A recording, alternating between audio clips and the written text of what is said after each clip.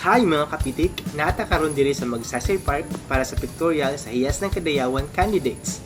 Finally, after 2 years na nagyutay face-to-face nga selebrasyon. Ato ang ginasuportahan ang Ata-Tribe ug hilabi na si Emeline para sa iyang Hiyas ng Kadayawan journey. Kauban ang ilain pang napulo ka mga candidates sa Hiyas ng Kadayawan 2022. Salamat kaayo kay Ate Allen nga supportive kaayo nga coordinator.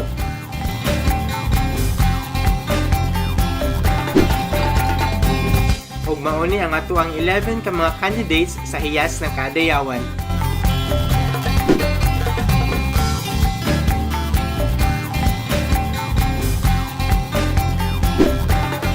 And salamat po sa ato ang very talented nga makeup artist.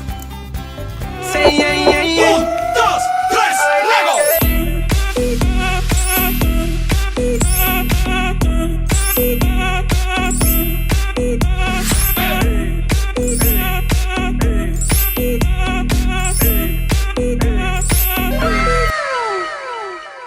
Sky!